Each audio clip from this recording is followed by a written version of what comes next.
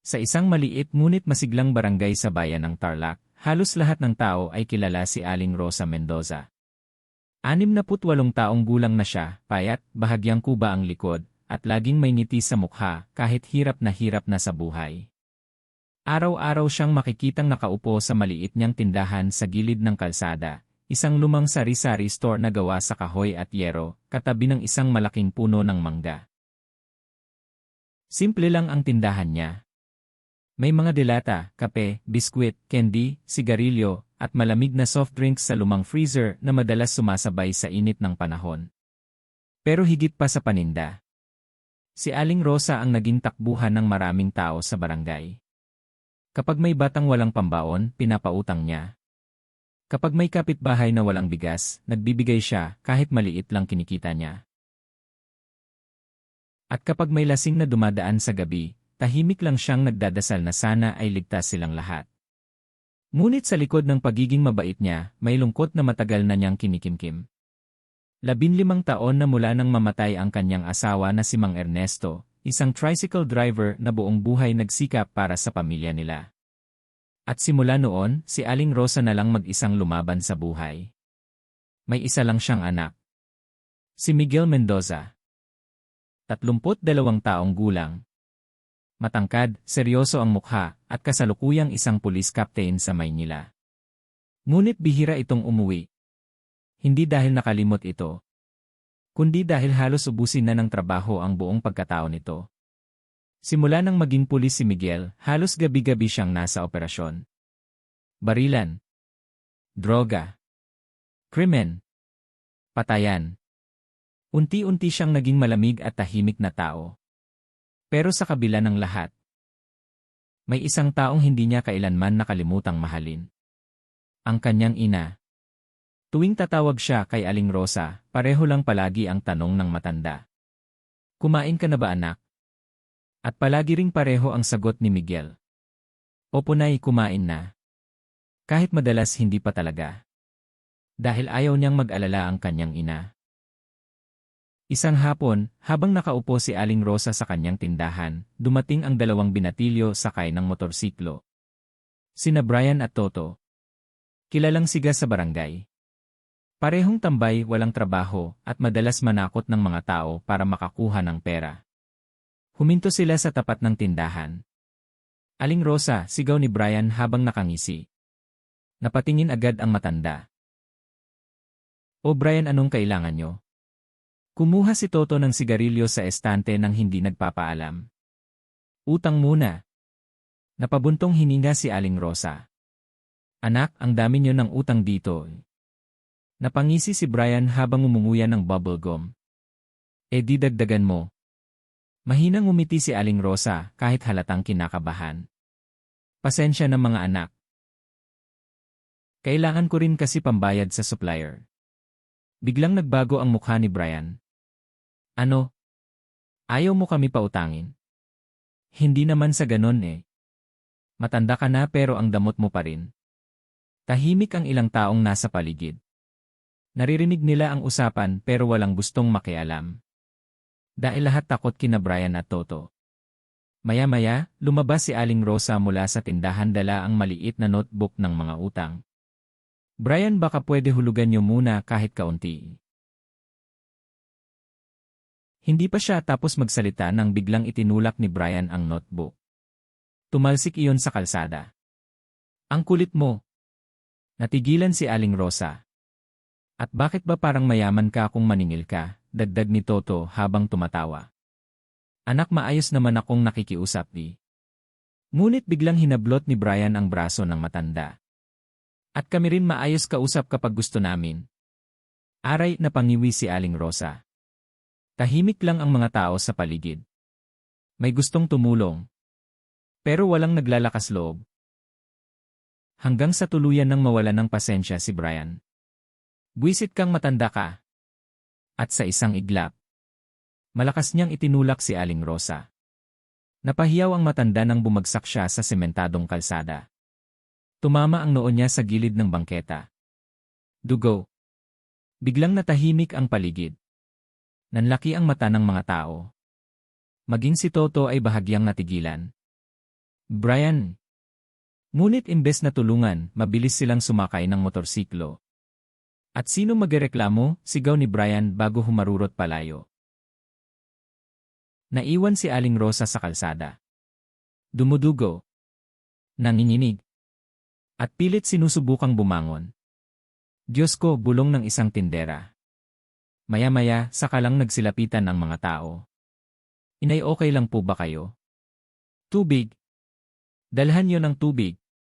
Ngunit si Aling Rosa. Tahimik lang na umiiyak habang hawak ang sugat sa noo niya. Hindi dahil sa sakit ng sugat, kundi dahil sa hiya at lungkot. Samantala, sa Maynila, abala si Miguel sa isang operasyon. Mabigat ang mukha niya habang nakikinig sa briefing. Hanggang sa biglang tumunog ang cellphone niya. Barangay number. Napakunot no siya. Captain, start na tayo, sabi ng kasamahan niya. Ngunit habang tinitingnan ni Miguel ang paulit-ulit na tawag, bigla siyang kinabahan. At hindi pa niya alam na sa mga susunod na oras, may mangyayaring magpapabago sa buong katahimikan ng barangay na matagal nang natatakot magsalita. Bago natin ituloy ang kwento, kung mahilig ka sa mga nakakakaba, emosyonal, at makapigil hiningang kwentong puno ng hustisya, pamilya, at aral sa buhay, huwag mong kalimutang i-like ang video, mag-share, at mag-subscribe sa channel. I-click mo na rin ang notification bell para hindi mo ma-miss ang mga susunod pang kwentong siguradong tatatak sa puso mo. Ngayon alamin natin kung ano ang mangyayari kapag nalaman ng isang anak ang sinapit ng kanyang ina. Mabilis na lumabas si Miguel mula sa briefing room at sinagot ang tawag. Hello? Sa kabilang linya, isang nanginginig na boses ang sumagot. Si Captain Miguel. Opo. Sino to? Ako po si Barangay Kagawadlinan. Biglang bumigat ang dibdib ni Miguel. Bakit po? Tahimik muna sandali. Hanggang sa marinig niya ang linyang nagpabago sa ekspresyon ng mukha niya. Nasa health center po ang nanay niyo. Parang biglang nanlamig ang paligid. Ano nangyari? May nanakit po kasi sa kanya. Naniga si Miguel. Ano? Biglang tumigas ang panga niya habang humihigpit ang hawak niya sa cellphone. Sino? Hindi po namin kilala lahat pero mga tambay po dito sa barangay. Hindi na halos marinig ni Miguel ang iba pang sinabi. Dahil sa loob ng ilang segundo. Parang may apoy na unti-unting sumiklab sa dibdib niya. Kamusta nanay ko? May sugat po sa noo pero conscious naman. Hindi na siya nagsalita pa. Agad niyang pinatay ang tawag at mabilis na kinuha ang susi ng sasakyan niya. Captain, saan kayo pupunta? Sigaw ng isa niyang kasamahan. Ngunit hindi na sumagot si Miguel. Sa unang pagkakataon matapos ang napakaraming taon. Hindi siya pulis sa sandaling iyon. Isa siyang anak. Mabilis na binagtas ni Miguel ang daan palabas ng Maynila. Mahigpit ang hawak niya sa manibela habang mabilis ang takbo ng sasakyan. Hindi niya maalala kung kailan siya huling kinabahan ng ganito. Sa bawat tunog ng cellphone niya, lalo lang bumibilis ang tibok ng puso niya. Paulit-ulit niyang iniisip ang kanyang ina. Si Aling Rosa na kahit hirap sa buhay ay hindi kailanman nagreklamo. Si Aling Rosa na kahit minsan lang sila magkita ay palaging may nakahandang pagkain para sa kanya. At ngayon, may nanakit dito. Mariing napapikit si Miguel sandali habang nagmamaneho. Galit na galit siya. Pero mas nangingibabaw ang takot. Pagdating niya sa Barangay Health Center, halos patakbo siyang bumaba ng sasakyan. Captain Miguel. Napalingon ang ilang tao habang mabilis siyang pumasok. At doon niya nakita ang kanyang ina. Nakahiga si Aling Rosa sa maliit na kama, may benda sa noo at namumugto ang mga mata. Parang biglang tumigil ang mundo ni Miguel. Naini. Napalingon agad si Aling Rosa. At nang makita ang anak, biglang namuo ang luha sa mga mata niya. Miguel. Agad lumapit si Miguel at lumuhod sa tabi ng kama. Nay, sino gumawa nito? Ngunit imbes na sagutin, hinawakan lang ni Aling Rosa ang pisngi niya. Kumain ka na ba, anak? Parang may kumurot sa puso ni Miguel. Kahit sugatan ang kanyang ina. Siya pa rin ang iniisip nito. Napayuko siya sandali habang pilit pinipigilan ang emosyon. Bakit hindi niyo ko tinawagan agad? Mahinang ngumiti si Aling Rosa. Ayaw kitang gambalain sa trabaho. Biglang napahigpit ang panga ni Miguel. Nay naman. Tahimik lang si Aling Rosa habang pinapahid ang luha niya. Maya-maya dumating si Kagawad Lina. Kaptene. Agad tumayo si Miguel. Sino sila? Napayuko si Kagawad Lina. Mga kilala pong siga dito sa barangay. Pangalan. Brian po saka si Toto. Tumango ng marahan si Miguel. Tahimik. Pero halatang may pinipigilang matinding galit. Nasaan sila? Nagtago na raw po. Tahimik si Miguel habang nakatingin sa labas ng health center. Maya-maya nagsalita siya ng malamig. Hanapin natin. Samantala, sa kabilang parte ng barangay, nagtatago sina Brian at Toto sa bahay ng kaibigan nila. Halatang hindi mapakali si Toto habang panayosi. Pre baka lumala na to, yun. Tumahimik ka nga, iritadong sagot ni Brian kahit halatang kinakabahan din. Pre pulis daw anak nung matanda. Biglang natigilan si Brian. Ano? Pre police captain daw sa Maynila. Parang nawalan ng kulay ang mukha ni Brian. Hindi ka nagbibiro? Hindi. Tahimik sandali si Brian bago pilit tumawa. Ano ngayon? Hindi naman tayo nakita ng... Hindi niya natapos ang sasabihin. Dahil biglang may malakas na katok sa pinto. Boom! Boom! Boom! Nagkatinginan silang dalawa. Brian, sigaw mula sa labas. At nang marinig ni Brian ang malamig na boses. Biglang nanlamig ang buong katawan niya. Lumabas kayo. Tahimik ang buong bahay. Maging ang kaibigan nilang may-ari ng bahay ay hindi makagalaw sa takot. Muling kumatok. Mas malakas. Alam kong nandyan kayo. Napatingin si Toto kay Brian. Pregne. Ngunit si Brian ay tila nawala ng yabang. Dahan-dahang bumukas ang pinto. At bumungad si Miguel. Nakatayo lang siya. Tahimik. Pero ang mga mata niya, punong-puno ng galit. Hindi niya kailangang sumigaw. Hindi niya kailangang magwala. Dahil sapat na ang aura niya para manlamig ang lahat ng nasa loob. Ikot ng mata ni Miguel ang buong silid bago huminto kay Brian. Ikaw ba yung nagtulak sa nanay ko? Hindi agad nakasagot si Brian. Biglang natuyo ang lalamunan niya. Si Captain lasing lang po kami. Sinaktan mo nanay ko. Hindi ko po sinasadya. Biglang lumapit si Miguel dahilan para mapaatras si Brian. At nung nasa kalsada siya habang duguan iniwan nyo. Tahimik si Toto habang nanginginig. Captain pasensya na po. Mabilis na lumapit si Toto at halos lumuhod. Ngunit si Miguel ay nakatingin lang kay Brian. Dahil alam niyang ito ang pasimuno. Alam mo ba, malamig niyang sabi, buong buhay ng nanay ko, wala siyang inagabyadong tao. Napayuko si Brian. At ikaw tinulak mo siya parang walang halaga. Biglang tumulo ang luha ni Toto. Pasensya na po talaga. Tahimik lang si Miguel. Maya-maya, may dumating na barangay tanod at ilang pulis na kakilala niya sa probinsya. Captain. Hindi inaalis ni Miguel ang tingin kay Brian. Dalhin niyo sila.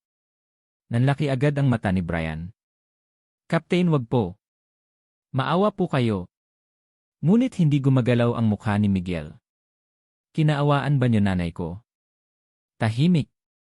Captain, first time lang po. First time, biglang matigas na sabi ni Miguel. Ilang tao na tinakot niyo dito? Walang nakasagot. Dahil alam ng lahat. Matagal nang salot sa barangay ang dalawang binata.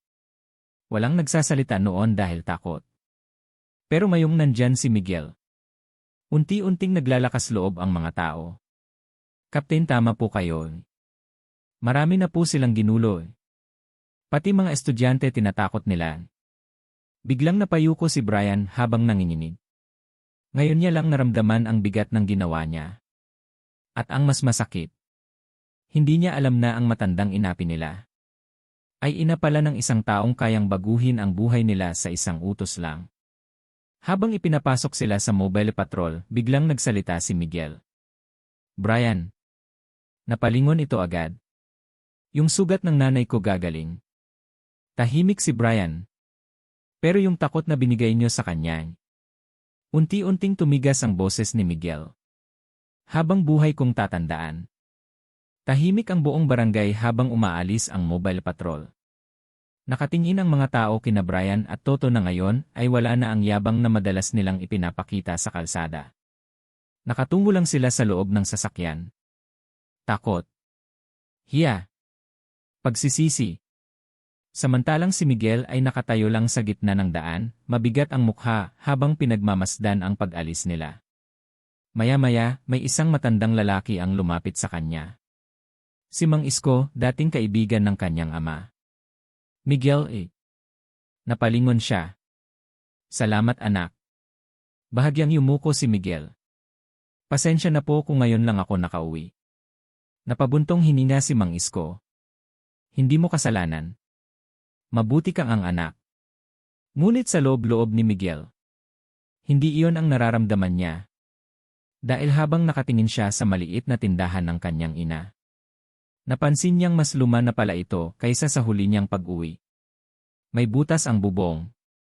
Kupas ang pintura. At yung freezer na dati malamig. Halos hindi na gumagana. Parang may mabigat na tumama sa dibdib niya. Kailan pa naging ganito kahirap ang buhay ng nanay niya? At bakit hindi niya napansin? Samantala sa barangay hall, nakaupo sina Brian at Toto habang iniimbestigahan. Tahimik lang si Toto, tuloy-tuloy ang pagluha. Ngunit si Brian, parang tuluyang nawala ng lakas. Hindi siya makatingin kahit kanino. Paulit-ulit bumabalik sa isip niya ang eksena ng matandang bumagsak sa semento. At ang dugo. Hindi niya intensyong mangyari iyon. Pero nangyari pa rin. Biglang bumukas ang pinto. Pumasok si Miguel. Agad tumayo ang ibang pulis. Captain. Tumango lang siya bago dahan-dahang tumingin kay Brian. Parang nanigas ulit ang katawan nito. Umupo si Miguel sa harap nila. Tahimik muna. Nakakatakot na katahimikan. Hanggang sa nagsalita siya. Ilang taon ka na, Brian? 22 po. May magulang ka? Tumango si Brian habang nakayuko. Meron po Tapos kaya mong gawin yon sa ibang nanay. Parang nawala ng boses si Brian. Biglang napahagulgol si Toto. Pasensya na po talaga Tahimik si Miguel. Maya-maya nagsalita siyang muli. Noong bata ako namamasada tatay ko maghapon. Napatingin ang dalawa sa kanya. Tapos nanay ko maghapon nasa tindahan. Unti-unting bumigat ang boses niya. Minsan walang pagkain. Minsan walang kuryente. Tahimik ang buong silid. Pero kahit kailan napapikit siya saglit, hindi kami tinuruan ng nanay ko na manakit ng tao. Napayuko si Brian habang tumutulo na rin ang luha. Kaptene. Alam mo kung bakit masakit sa akin to?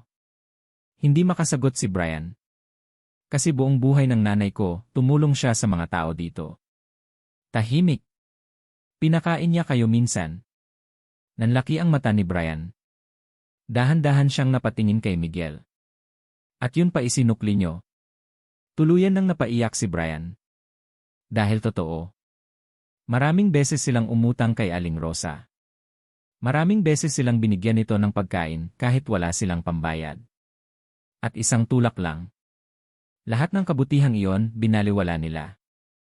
Maya-maya tumayo si Miguel. Bahala na ang bata sa inyo.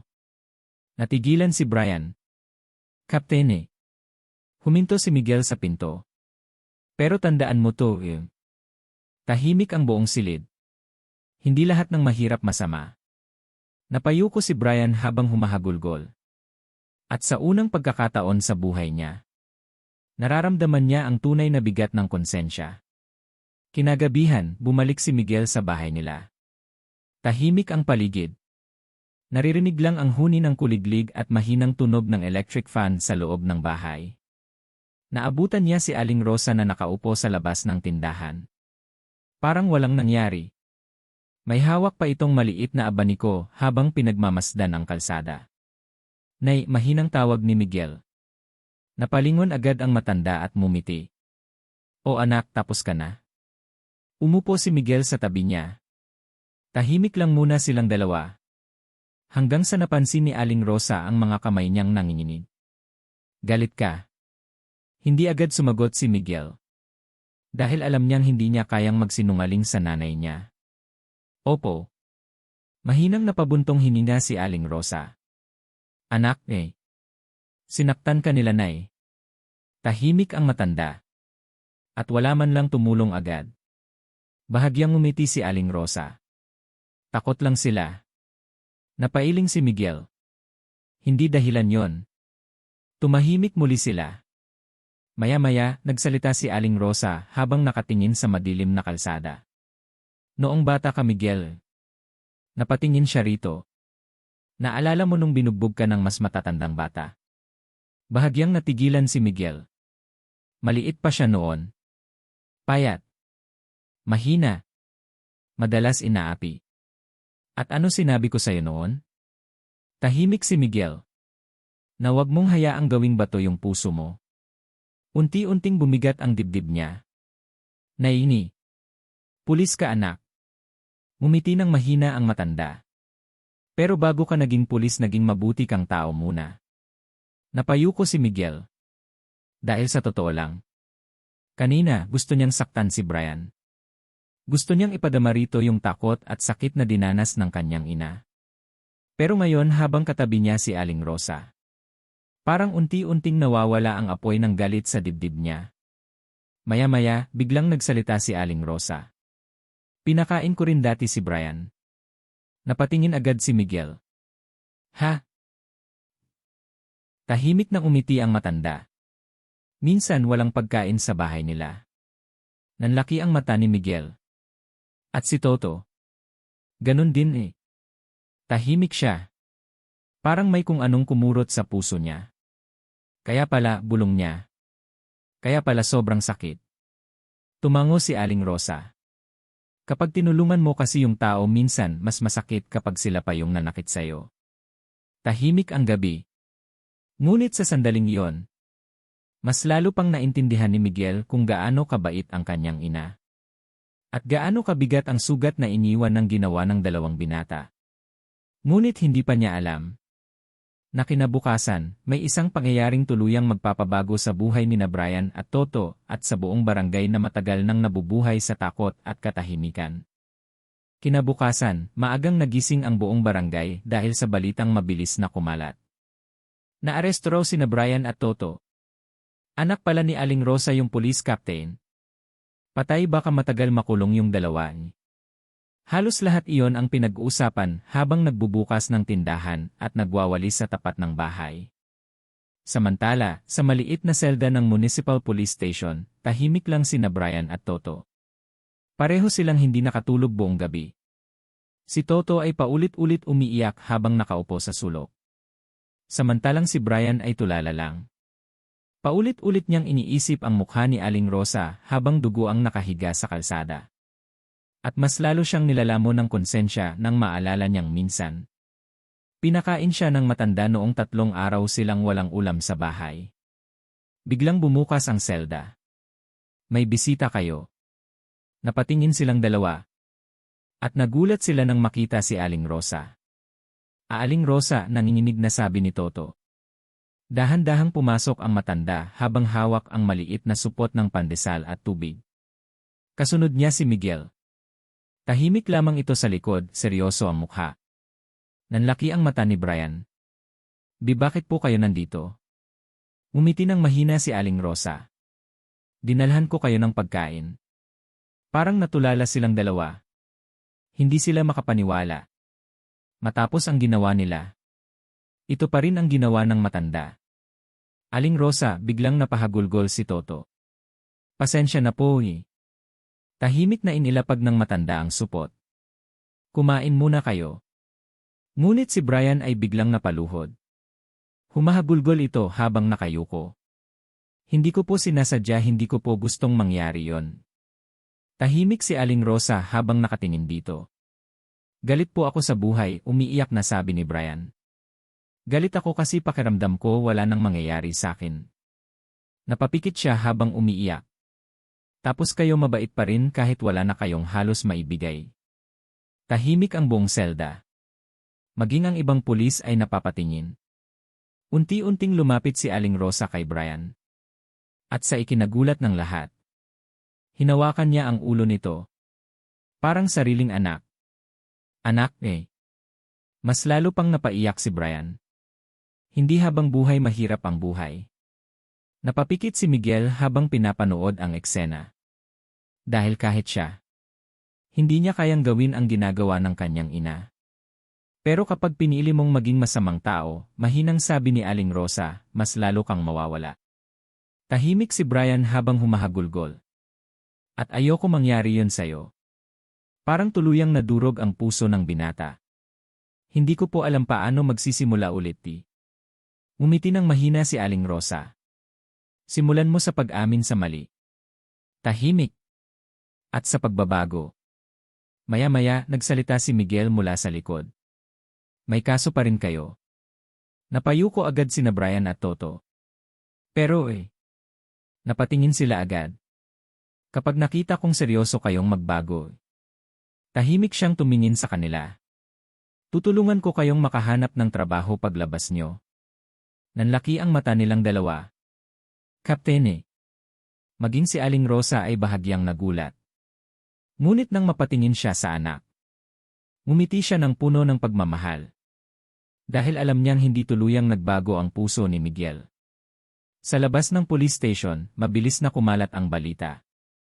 At sa unang pagkakataon matapos ang maraming taon, unti-unting nagsimulang magsalita ang mga tao sa barangay. Mga nanay na dati tahimik lang. Mga estudyanteng dati takot umuwi. Mga tindero at tricycle driver na matagal nang tinitiis ang pang-aabuso ng mga siga.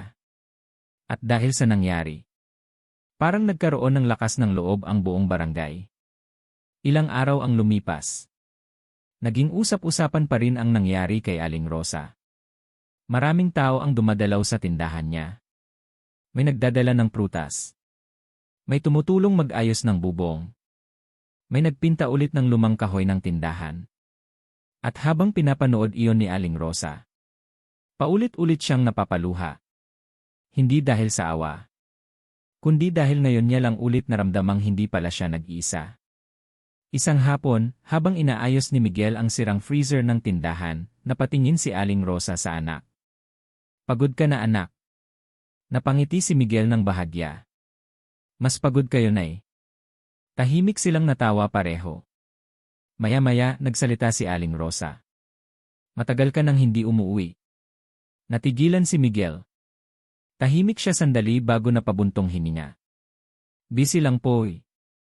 Ngunit umiling si Aling Rosa. Hinatak ka ng trabaho palayo sa sarili mo. Parang may tumama sa dibdib ni Miguel. Dahil alam niyang totoo iyon. Matagal na panahon na rin simula nang maging masaya siya. Matagal na rin simula nang pakiramdam niya ay normal siyang tao. Takot ako nay. Napatingin agad si Aling Rosa. Sa unang pagkakataon, narinig niyang nagsalita ng ganon ang anak niya. Takot akong mawalan ulit ng mahal sa buhay. Unti-unting bumigat ang boses ni Miguel.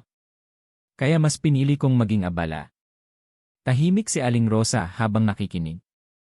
Noong nakita kitang duguan, napapikit si Miguel, pakiramdam ko mawawala ka rin sa akin. Dahan-dahang hinawakan ni Aling Rosa ang kamay niya.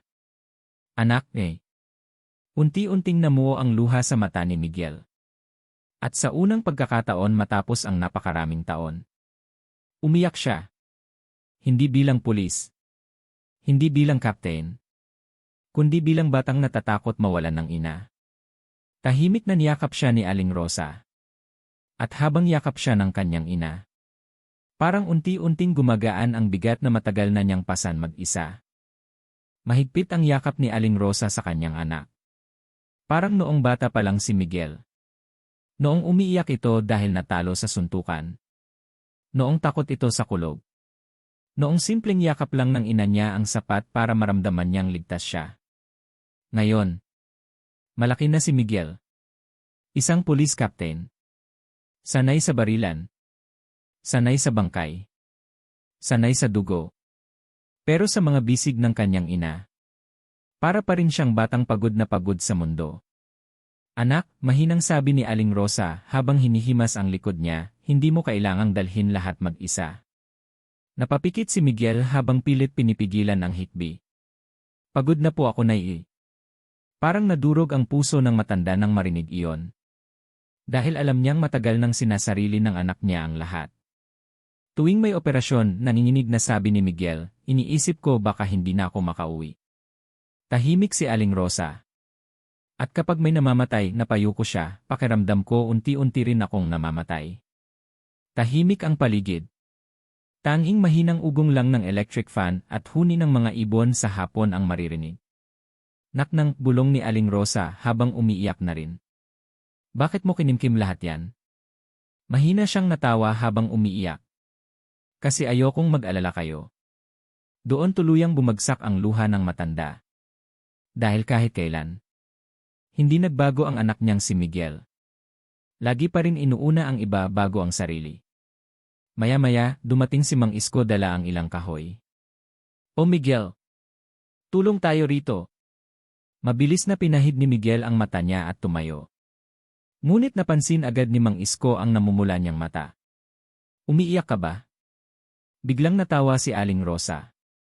Hayaan mo na. Minsan lang ulit naging bata yan.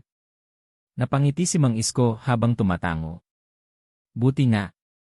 Makalipas ang ilang oras, maraming kapitbahay ang nagtulong-tulong para ayusin ang tindahan ni Aling Rosa. May nagkukumpuni ng bubong. May nagpipintura. May nag-aayos ng estante. At habang pinagmamasdan yon ni Miguel, may kakaiba siyang naramdaman. Matagal na niyang nakakalimutan ang pakiramdam ng may komunidad. Sa Maynila, puro sigawan, takbuhan, at panganib ang paligid niya. Pero rito, kahit simpleng barangay lang, may malasakit ang mga tao. Habang nagpapahinga siya sa gilid, may lumapit na batang babae sa kanya. Kuya Pulis Ding. Napatingin si Miguel. Mga 8 taong gulang lang ito. Ano yon? Iniabot ng bata ang isang malamig na juice. Para po sa'yo. Bahagyang nagulat si Miguel. Salamat. Ngumiti ang bata. Hindi na po kami natatakot ngayon. Parang biglang tumigil ang oras. Ano ibig mong sabihin? Dati po kasi mahina nitong sabi, takot kami dumaan kina Brian. Tahimik si Miguel habang nakikinig. Pero sabi ni Mama mababait na raw po kayo ngayon kasi nandito kayo. Napatingin siya sa paligid. Sa mga batang naglalaro ulit sa kalsada. Sa mga nanay na nagtatawanan habang tumutulong. At sa tindahan ng nanay niya na unti-unting nabubuhay ulit.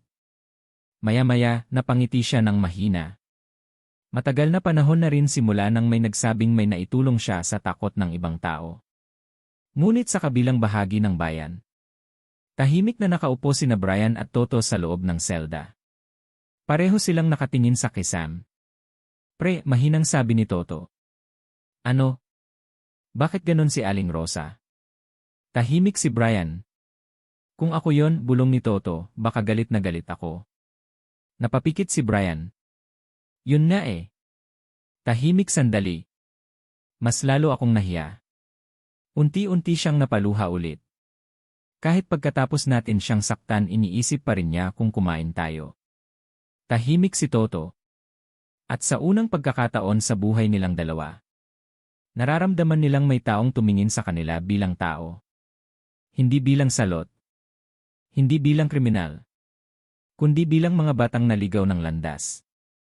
Maya-maya may dumating na pulis. Brian. Napalingon siya agad. May bisita ka.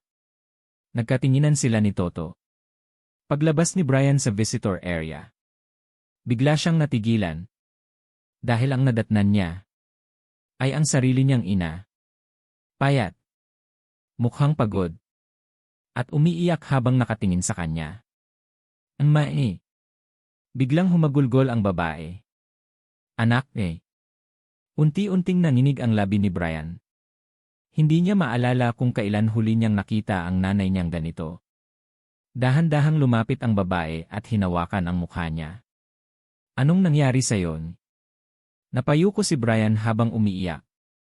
Pasensya na At habang umiiyak siya sa harap ng kanyang ina. Doon niya unang na-realize na matagal na pala siyang nawawala. Hindi lang sa batas, kundi sa sarili niyang pagkatao.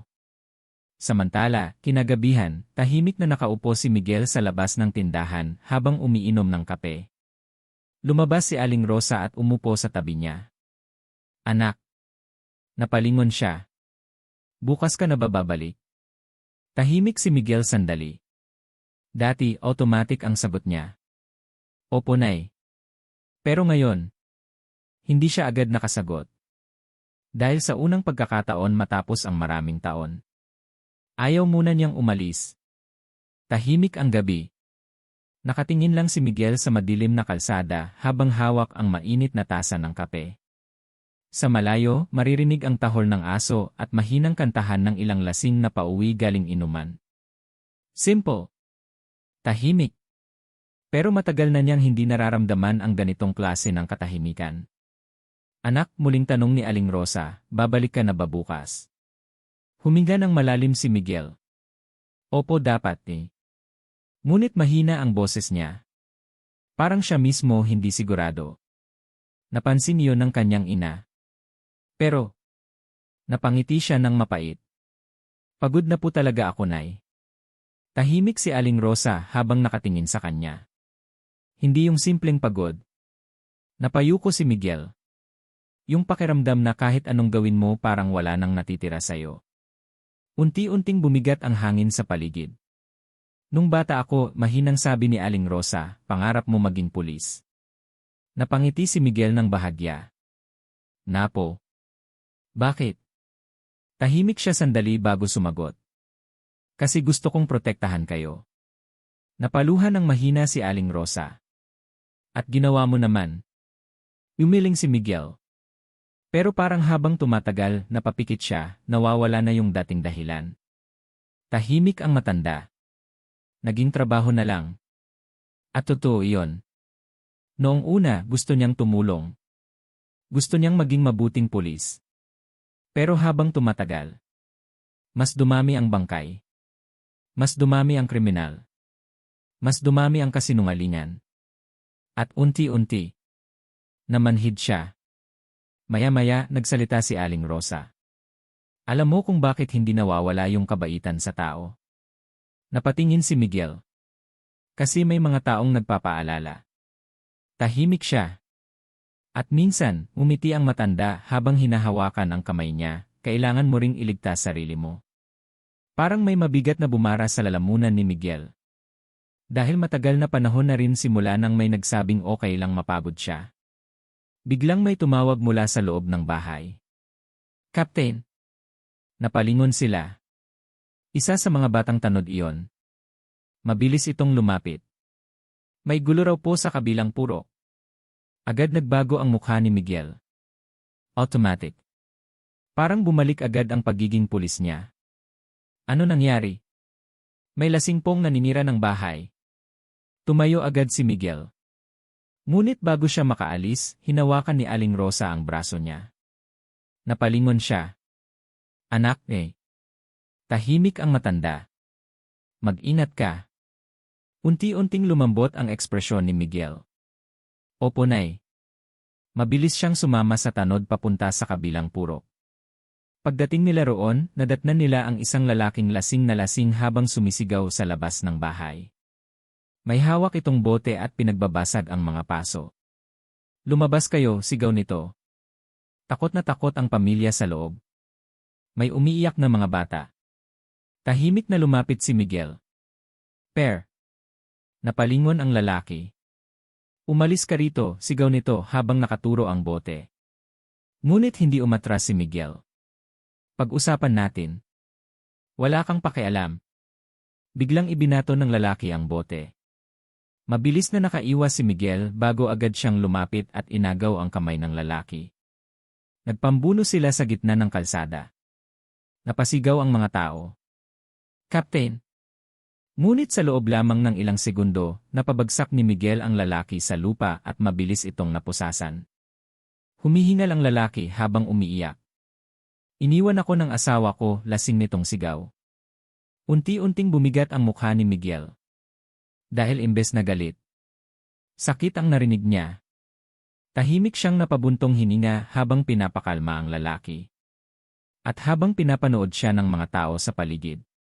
Unti-unting bumalik sa isip ni Miguel kung bakit niya piniling maging pulis noon. Hindi para manakit. Hindi para takutin ang tao.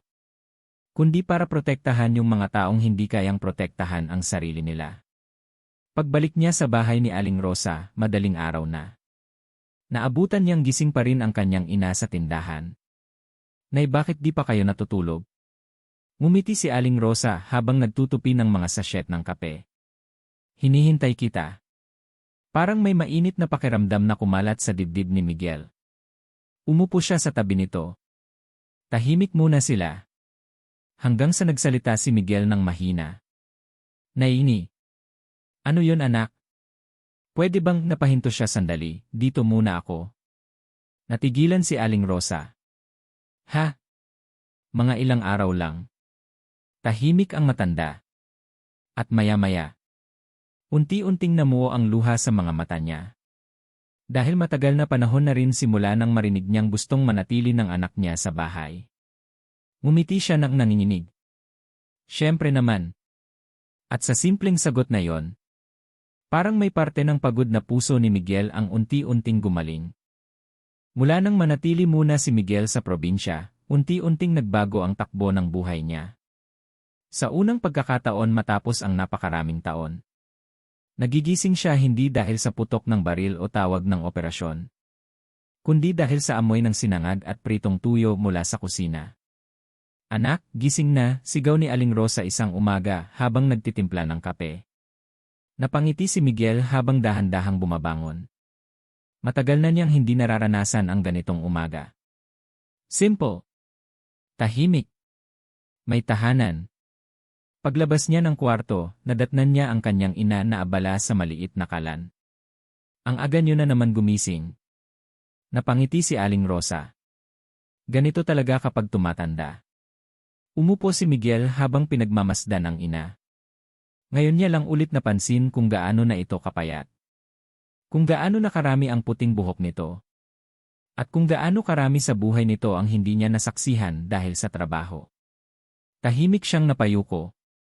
Naini. Ano yon? Pasensya na. Natigilan si Aling Rosa. Saan?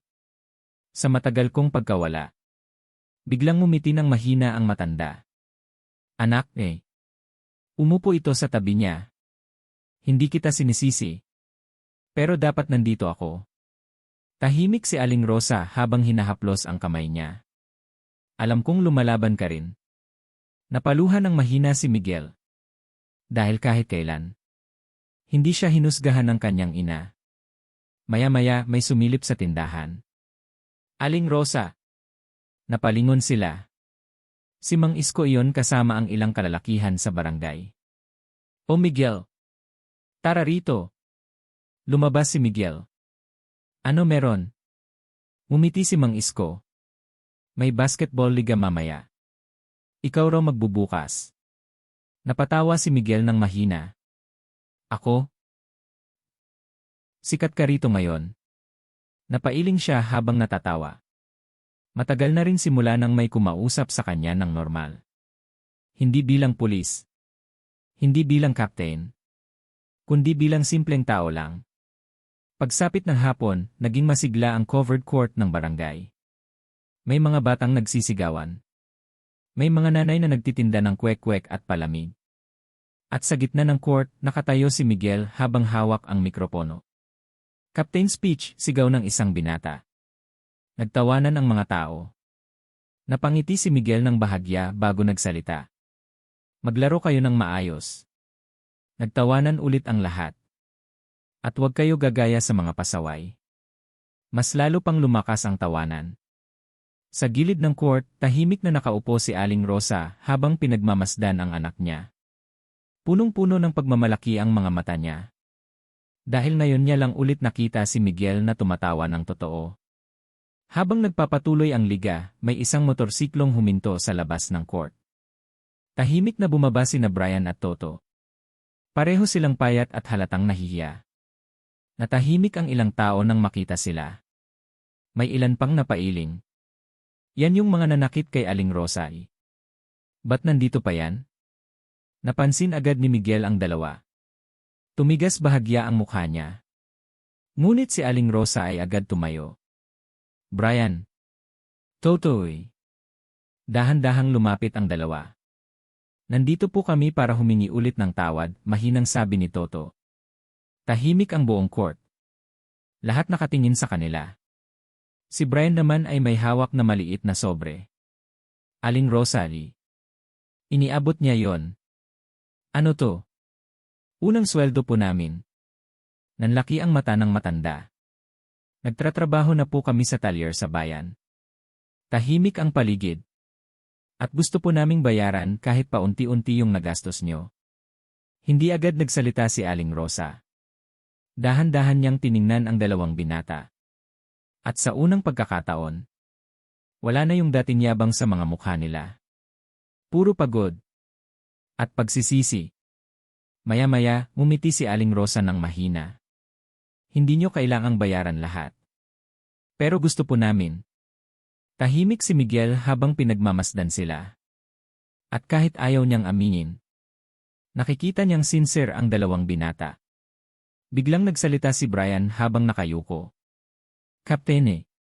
Napatingin si Miguel. Salamat po.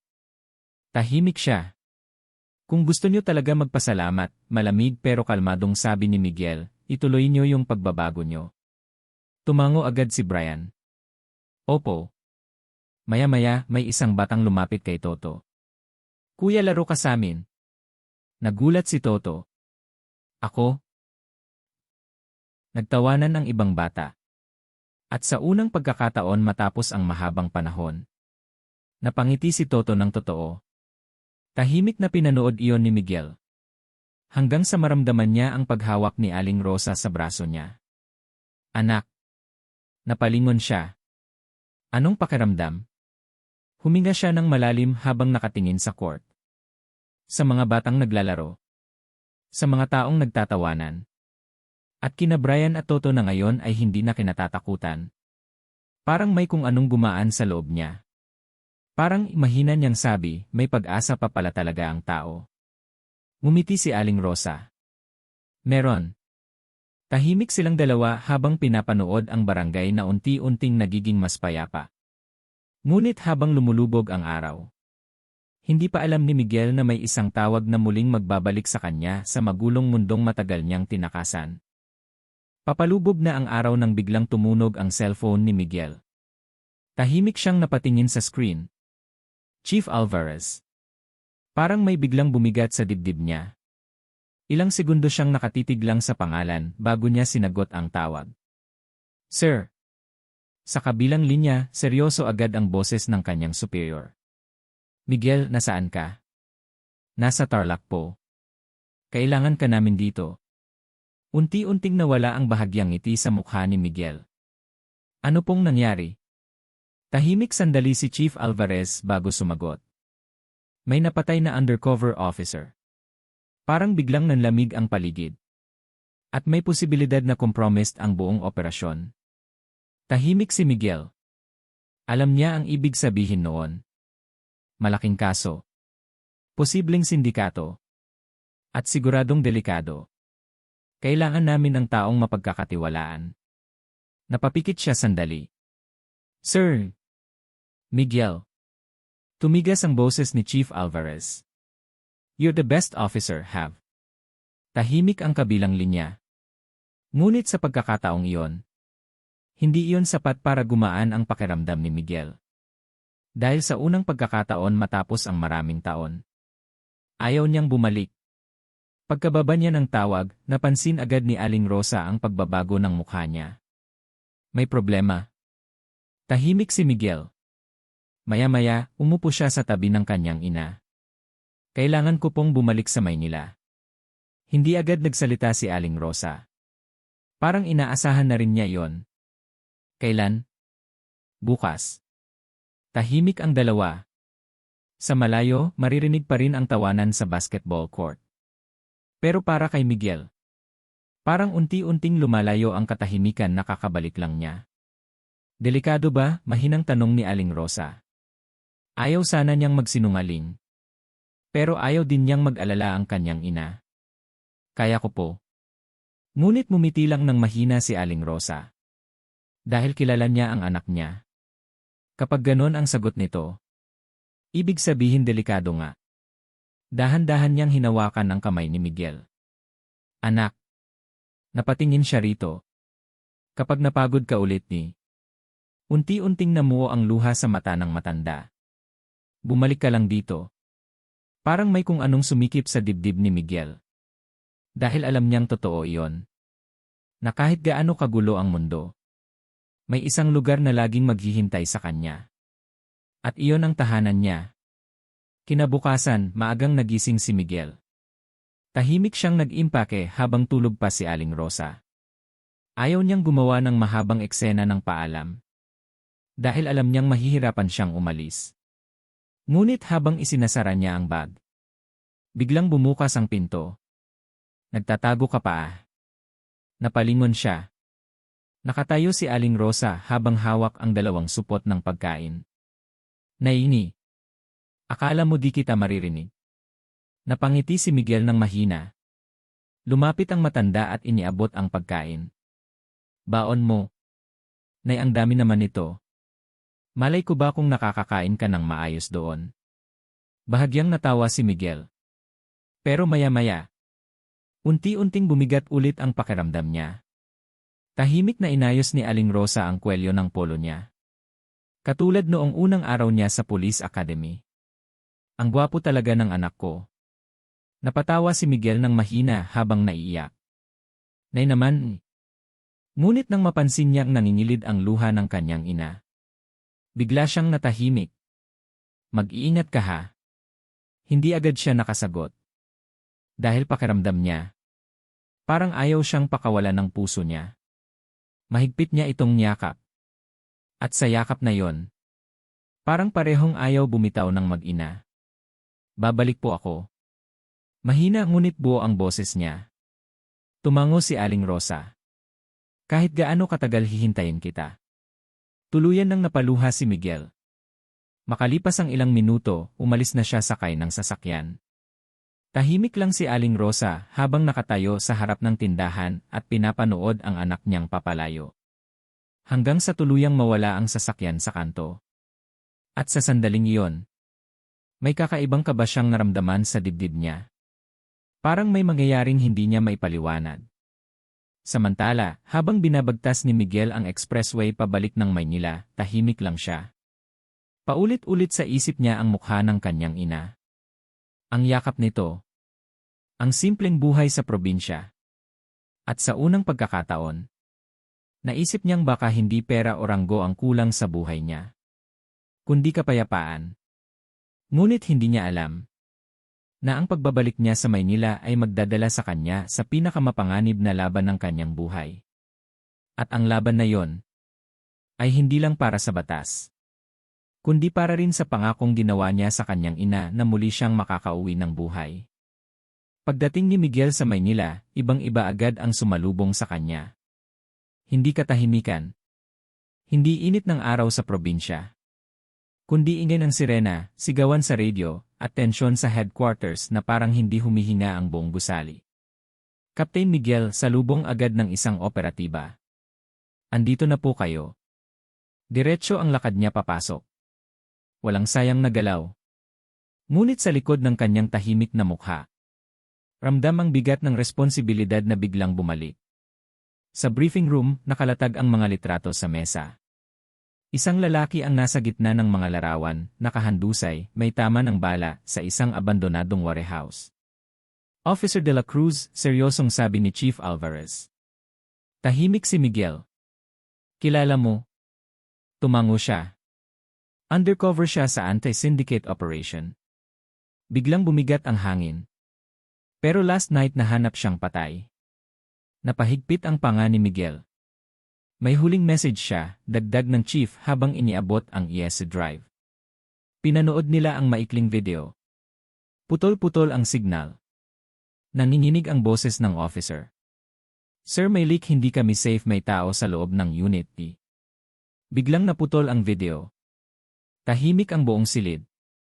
May traitor, mahinang sabi ng isa sa operatives. Napatingin si Miguel sa mga nakapaligid sa kanya. Isa-isa niyang pinagmasdan ang mukha nila. At sa unang pagkakataon, hindi na lang kriminal sa labas ang kalaban, kundi posibleng nasa loob mismo ng organisasyon.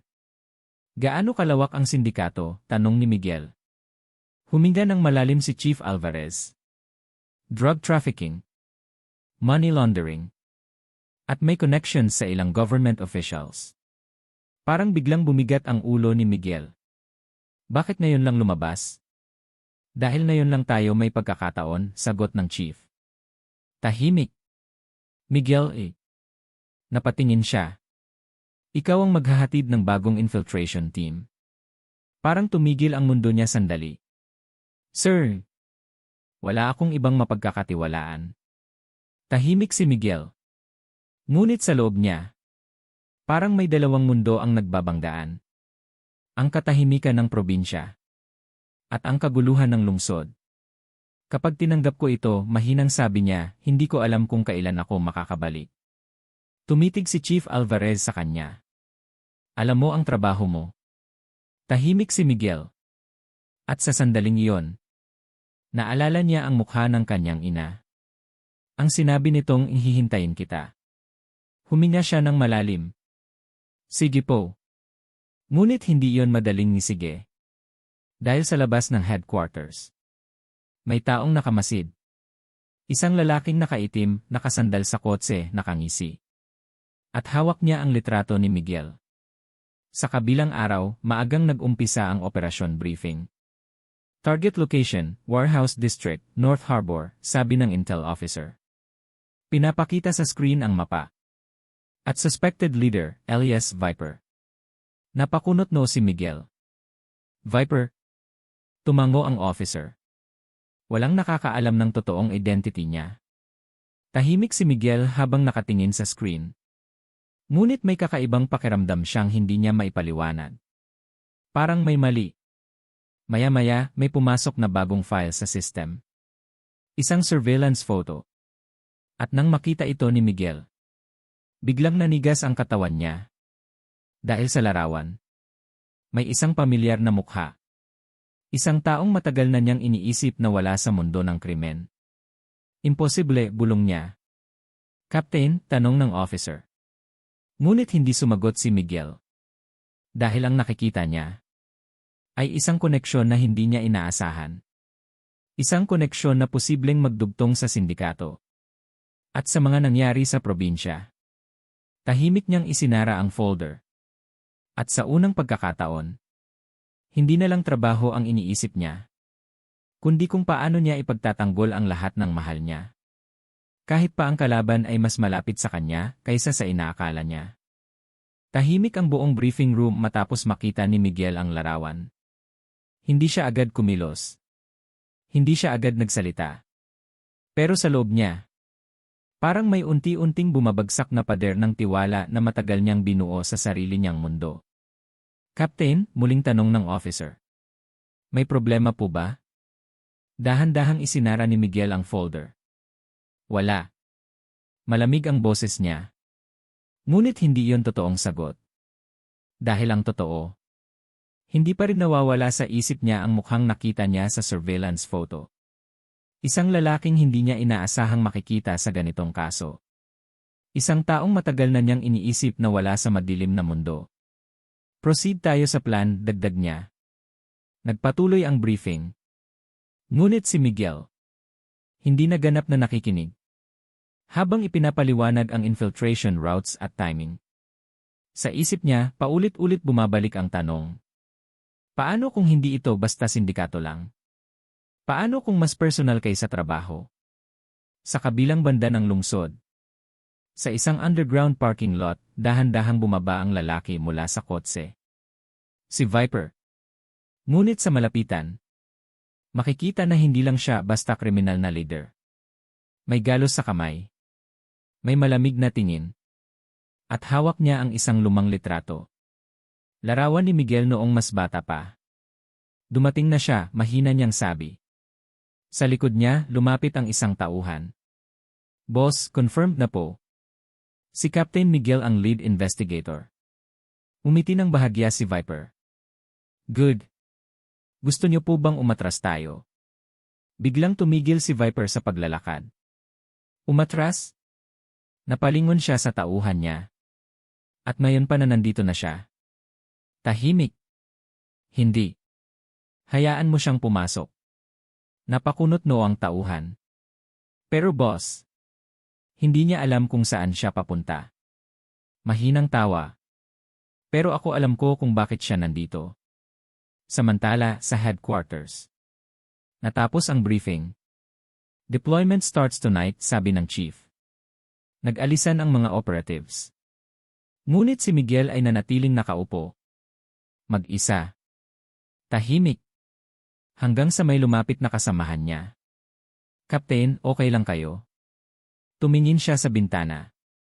Sa malayo, makikita ang kumikislap na ilaw ng Maynila. May mali, mahina niyang sabi. Sa case, umiling si Miguel. Sa pakiramdam ko. Tahimik sandali. Parang may humihila sa akin pabalik sa simula. Hindi sumagot ang kasamahan niya. Dahil alam niyang ganito si Miguel kapag seryoso. Pag may instinct. At hindi siya madalas nagkakamali. Kinagabihan.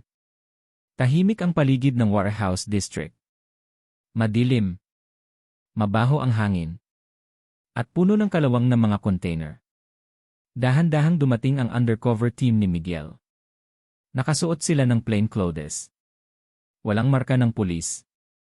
Checkcoms, bulong ni Miguel. Clear. Move.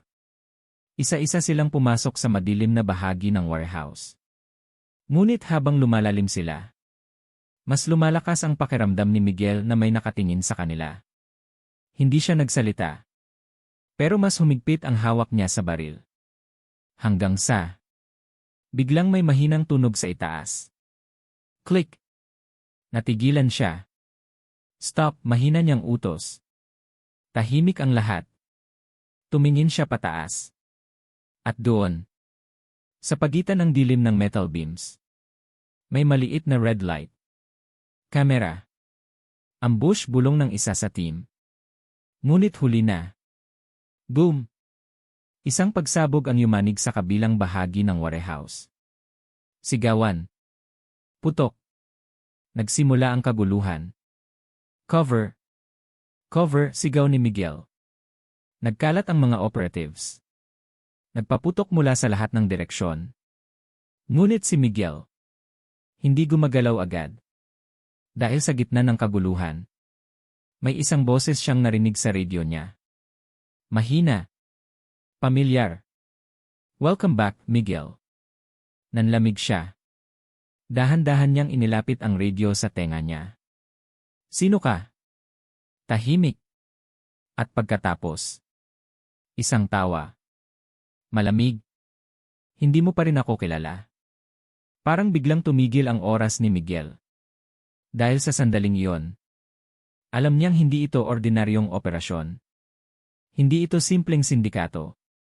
Ito ay isang bagay na matagal nang nakatago. At may kinalaman sa buhay niya. Higit pa sa inaakala niya. Humigpit ang hawak ni Miguel sa radio habang umiikot ang ingay ng putok sa buong warehouse. Ulitin mo, malamig niyang sabi. Sino ka? Tahimik sandali. Tapos muling narinig ang boses sa kabilang linya. Akala ko ba kilala mo na ako? Mas lumakas ang tawa sa dulo ng linya. Ngunit sa pagkakataong iyon, parang may pamilyar na tono na unti-unting bumabalik sa alaala ni Miguel. Isang tono na matagal na niyang pilit kinalimutan. Hindi, mahina niyang sabi sa sarili. Hindi pwede. Captain, sigaw ng isa niyang tauhan. Na-encircle tayo. Biglang bumalik si Miguel sa kasalukuyan. Nagpaputok na mula sa magkabilang gilid ng warehouse. Nagkakagulo na ang operasyon. Fallback, sigaw niya. Ngunit bago pa makaatras ang team, isang putok ang dumaan sa tabi niya. Down, sigaw ng isa. Napayuko si Miguel at agad sumilong sa likod ng container. Sir, may sniper sa taas. Napatingin siya sa kisem ng warehouse. Madilim. Pero ramdam niya ang panganib. At sa gitna ng kaguluhan, muling nagsalita ang boses sa radio. Hindi mo pa rin ba ako natatandaan? Biglang tumigil si Miguel. At sa pagkakataong iyon, parang may bumalik na alaala. Isang gabi. Ulan. Sigawan.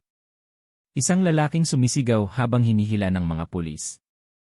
At isang batang Miguel na umiiyak sa likod ng isang sasakyan. Hindi bulong niya. Impossible. Captain, sigaw ulit ng kasamahan niya. Ano pong gagawin natin? Ngunit hindi sumagot si Miguel. Dahil nakatutok na ang buong isip niya sa boses sa radio. Kung ikaw nga talaga, malamig niyang sabi, bakit ngayon ka lang lumabas? Tahimik. At pagkatapos, dahil ngayon ka lang naging sapat na malakas para hanapin ako. Parang may sumuntok sa dibdib ni Miguel. Biglang bumigat ang lahat. Captain, muling sigaw.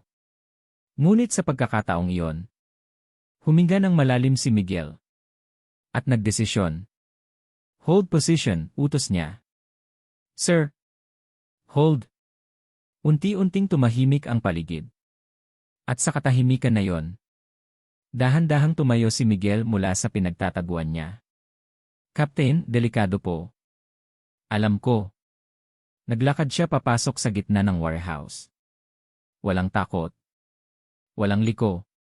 Tanging galit at sakit lang ang nasa dibdib niya. Kung gusto mo ko, sigaw niya sa madilim na paligid, lumabas ka. Sandali. Walang sagot. Hanggang sa dahan-dahang bumukas ang isang malaking steel door sa dulo ng warehouse. Screech! At mula sa dilim, isang lalaki ang lumabas. Nakaitim na coat. Malamig ang tingin. At nakangiti. Hello, Miguel. Naniga si Miguel. Dahil sa sandaling nakita niya ang mukha nito. Hindi na siya nagduda. Hindi na siya nalito. Kasi ang lalaking nasa harap niya ngayon ay hindi lang basta kriminal. Ito ang taong matagal niyang hinahanap sa mga bangungot ng nakaraan niya. Hindi bulong ni Miguel. Hindi ka patay. Ngumiti ang lalaki. At mukhang naaalala mo na rin ako. Humakbang siya palapit. At sa bawat hakbang niya, parang mas bumabalik ang sakit sa mata ni Miguel. Matagal kitang hinintay, sabi ng lalaki. Tahimik ang buong warehouse. Pati putok ng baril sa paligid. Parang unti-unting humina. Dahil sa gitna ng laban, may mas malalim na sugat ang muling nabuksan. Ngayon, malamig na sabi ng lalaki, tignan natin kung kaya mo na akong harapin. At sa sandaling iyon, hindi na lang ito operasyon. Hindi na lang ito sindikato. Kundi isang pagbabalik ng nakaraan na matagal nang inilibing. At ngayon ay muling bumangon sa harap ni Miguel. Nanatiling nakatayo si Miguel sa gitna ng warehouse, habang ang ilaw mula sa sirang bubong ay bumabagsak sa pagitan nila ng lalaking kaharap niya. Bakit ka buhay? Mahina niyang ulit, parang ayaw tanggapin ng isip niya ang nakikita. Ngumiti ang lalaki, pero hindi yon ngiti na may saya. Kundi ngiting may bigat ng nakaraan. Akala mo ba talaga, basta na lang nawawala ang mga taong tulad ko? Mahigpit na humigpit ang panga ni Miguel. Sa paligid nila, unti-unting umiikot ang mga anino ng armadong tauhan ng sindikato. Ngunit parang wala na sa kanila ang focus niya. Anong kailangan mo? Malamig niyang tanong. Humakbang ang lalaki palapit, dahan-dahan, parang sinusukat ang reaksyon niya. Simple lang. Tumigil siya ilang hakbang mula kay Miguel. Ikaw. Sandaling katahimikan. At sa katahimikan na yon, unti-unting nag-igting ang tensyon sa buong lugar. Kung ako ang kailangan mo, sagot ni Miguel, bakit hindi mo ako direktang nilapitan? Dahan-dahang tumaas ang kilay ng lalaki. Dahil noon hindi ka pa ganito. Napakunot no si Miguel. At ngayon? Ngumiti muli ang lalaki, mas malamig na ngayon. Ngayon may halaga ka na. Biglang sumabog ang putok ng baril mula sa gilid. "Captain," sigaw ng isang operatiba. Nagulo ang lahat. Mabilis na kumilos si Miguel, sumilong sa container habang tumutugon ang team niya ng putok. "Fallback left side," sigaw niya. Pero ang mata niya, nasa lalaki pa rin. Hindi siya tumatakbo. Hindi siya nagtatago. Nakatayo lang siya sa gitna. Parang kontrolado niya ang buong kaguluhan. Biglang nagsalita ulit ang lalaki kahit may putok sa paligid. "Naalala mo ba ang pangalan ko, Miguel?" Natigilan si Miguel. May bahagi ng isip niya na ayaw sumagot. Pero mas malalim na bahagi. Alam na ang sagot. Hindi bulong niya. Ngumiti ang lalaki. "Sayang. Isa pang putok." Isang operatiba ang napasigaw at bumagsak sa likod ng container. "Medic," sigaw ng isa. Ngunit si Miguel, hindi kumilos agad. Dahil unti-unting bumabalik ang mga imahe sa utak niya. Isang sirang bahay. Isang sigawan. Isang lalaking hinihila palabas habang may dugo sa kamay. At isang batang Miguel. Napilit hinahawakan ng isang babae para hindi tumakbo. Napapikit siya ng mariin. Hindi bulong niya, nanginginig ang boses. "Hindi ka ikaw, Lee." "Captain," sigaw ng kasamahan niya. "Ano pong gagawin natin sa target?" Biglang nag-iba ang ekspresyon ni Miguel. Parang pinilit niyang itulak pabalik ang lahat ng alaala.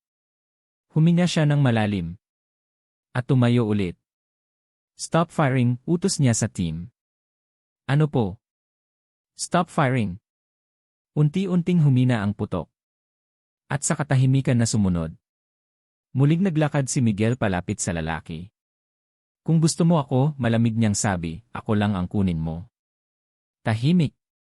Nakatitig ang lalaki sa kanya.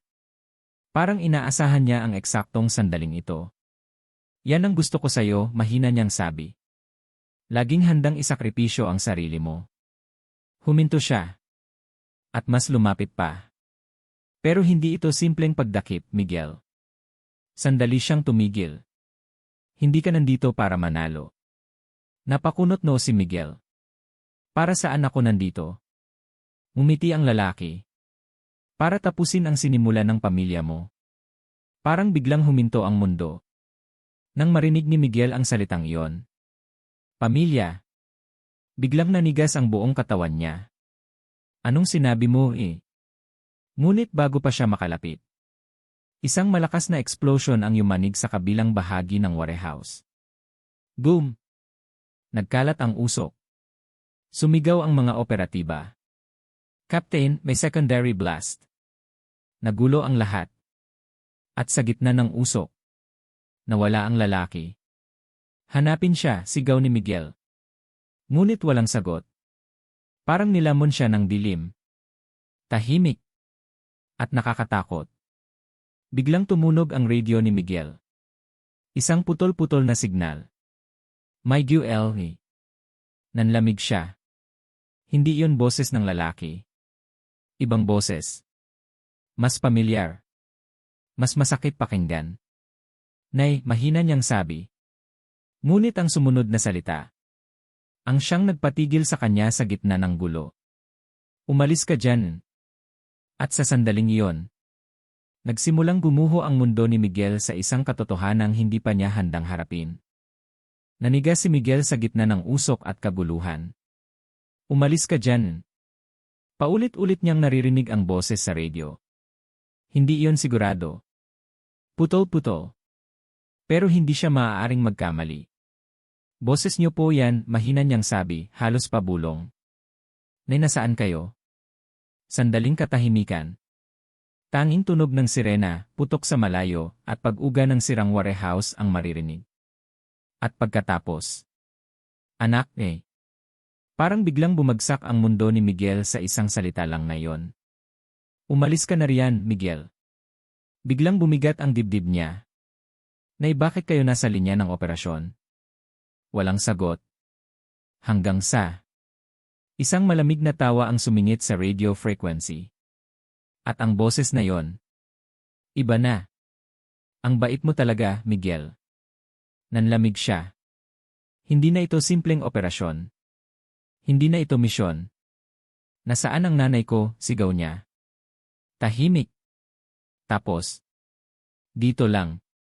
Isang spotlight mula sa itaas ng warehouse ang biglang bumukas.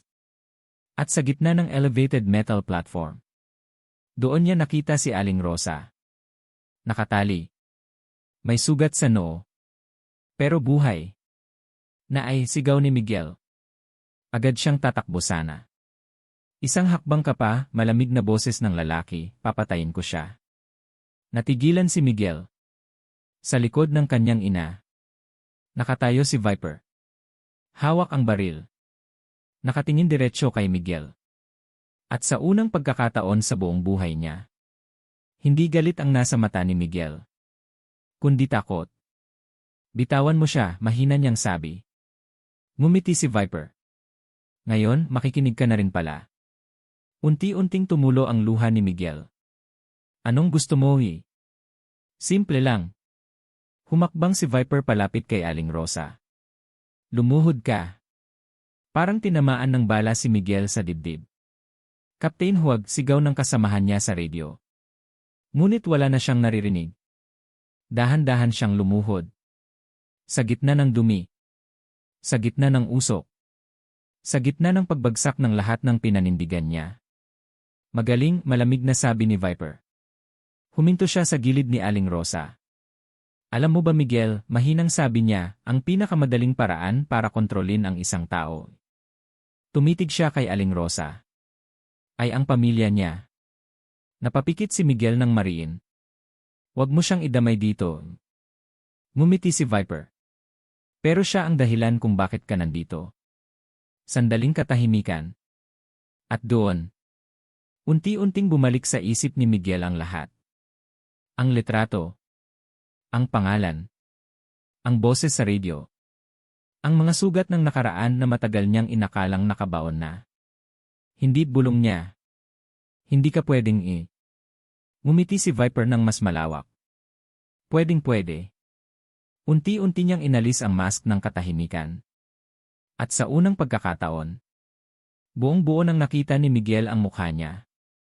At doon, parang bumukas ang isang sugat na mas matagal pa kaysa lahat ng krimen na hinawakan niya. Kuya, bulong ni Miguel. Napahinto si Viper. Ngumiti. At naalala mo na rin pala. Biglang nanlamig ang buong katawan ni Miguel. Dahil ang lalaking kaharap niya ngayon ay hindi lang kriminal. Hindi lang sindikato leader. Kundi ang lalaking matagal nang inakala niyang patay. Ang sariling kapatid ng kanyang ina. Ang kanyang tiyuhin. Ang taong matagal nang pinaniwala niyang wala na sa mundo. Bakit nanginginig na sabi ni Miguel? Bakit mo ginagawa to? Dahan-dahang lumapit si Viper kay Miguel habang nakatutok pa rin ang baril sa matandang nakatali. Dahil pinili niya kayo. Tumingin siya kay Aling Rosa. At iniwan niya ako. Parang biglang gumuho ang mundo ni Miguel. Hindi umiiyak na sabi ni Aling Rosa. Kuya tumigil ka na Ngumiti si Viper ng malamig. Too late, Rosa. Dahan-dahan niyang itinaas ang baril. Ngayon, pipili si Miguel. Tahimik. Nakatingin ang lahat. Ang mga operatiba. Ang mga tauhan ng sindikato. Ang buong warehouse. At si Miguel. Nakaluhod sa gitna ng dalawang taong pinakamahalaga sa kanya. Alin, mahinang sabi ni Viper, ang ililigtas mo. Napapikit si Miguel. Luha. Panginginig. Galit. Sakit. At sa unang pagkakataon, hindi niya alam ang tamang sagot.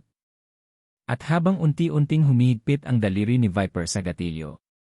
Sa sandaling iyon, nagsimula ang huling desisyon na magbabago hindi lang sa buhay ni Miguel, kundi sa buong pangalan ng kanyang pamilya.